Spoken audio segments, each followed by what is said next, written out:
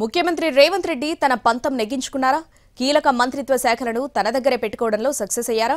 ఢిల్లీ పర్యటనతో సొంత పార్టీ నేతలకు చెప్పాలనుకున్న విషయం చెప్పేశారా? Let's watch. తెలంగాణలో ఈ నెల 8న ముగ్గురు మంత్రులు కొత్తగా ప్రమాణం చేశారు. వారి ప్రమాణ స్వీకారం తర్వాత ఢిల్లీ వెళ్లారు సీఎం రేవంత్ రెడ్డి. ఈ పర్యటన అనేక ఊహాగానాలకు తావిచ్చింది. ఆయన అటు ఢిల్లీకి వెళ్లారో లేదో జోరుగా చర్చలు మొదలయ్యాయి.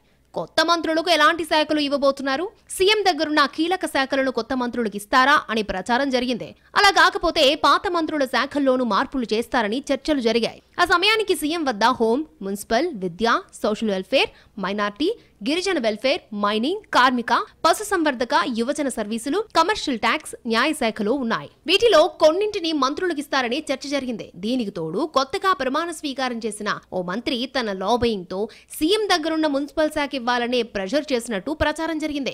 ఈ పరిణామాలతో ఒకరిద్దరు మంత్రులకు టెన్షన్ పట్టుకుంది. తమ శాఖలు మారిపోతాయేమోనని డీలా పడ్డారు. ఢిల్లీ పర్యటన ముగిసిన తర్వాత మీడియాతో చేసిన చిట్చాట్లో ముఖ్యమంత్రి క్లారిటీ ఇచ్చారు. తన వద్దున్న శాఖలనే కొత్త మంత్రులకు ఇస్తానని స్పష్టం చేశారు. ఆ మాట ప్రకారం హైదరాబాద్ వచ్చిన తర్వాత శాఖల కేటాయింపు పూర్తి చేశారు.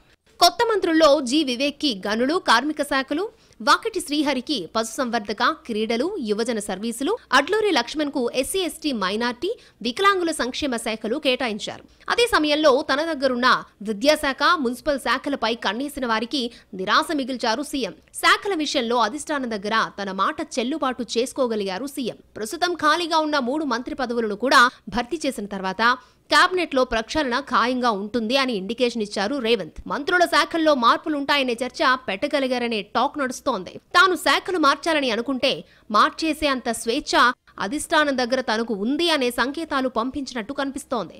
చాలా మంది మంత్రులు ఏం కాదులే అనే భావన వదిలేసి పనుల మీద ఫోకస్ పెట్టాలి అనే హెచ్చరికలు కూడా పంపగలిగారని టాక్.